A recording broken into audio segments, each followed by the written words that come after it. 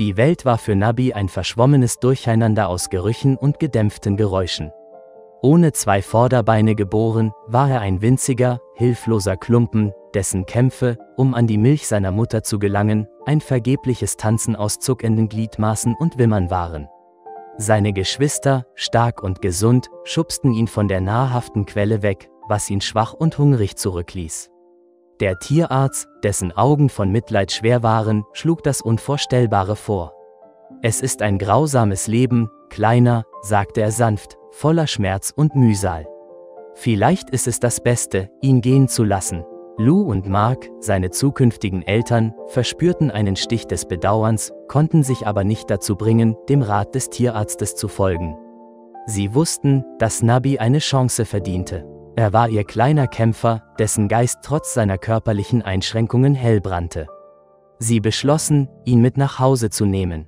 Die ersten Wochen waren ein verschwommenes Bild ständiger Pflege. Lou und Mark wechselten sich ab, um Nabi aus einer Flasche zu füttern, und sorgten dafür, dass er sich nie allein fühlte. Sie wickelten ihn in Decken, sein winziger Körper klein in ihren Händen.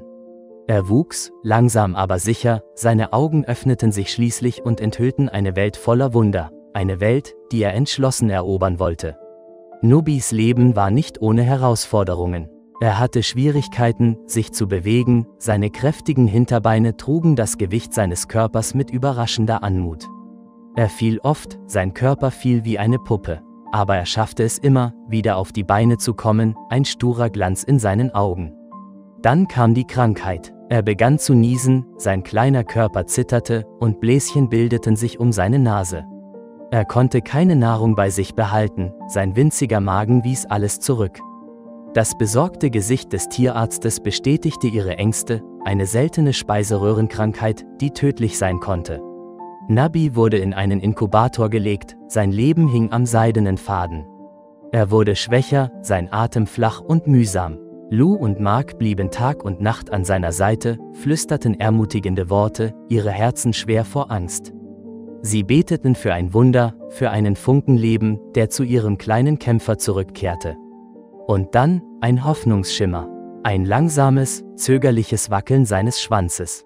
Ein Flackern der Anerkennung in seinen Augen. Nabi kämpfte, klammerte sich mit einer hartnäckigen Entschlossenheit ans Leben, die sie erstaunte. Er verbrachte Wochen im Inkubator, sein winziger Körper erlangte langsam wieder Kraft. Er wehrte sich, sein Geist blieb ungebrochen. Schließlich, nach dem, was wie eine Ewigkeit schien, war er stark genug, um nach Hause zu gehen. Nabi, ihr kleiner Kämpfer, hatte gewonnen. Sie hatten ihm einen speziellen Kinderwagen gekauft, einen Wagen für seine Reisen, und er würde darin mit königlicher Haltung fahren, sein Schwanz stolz wedelnd. Liebe Freunde, wenn euch das Video gefallen hat, setzt ein Like und abonniert den Kanal.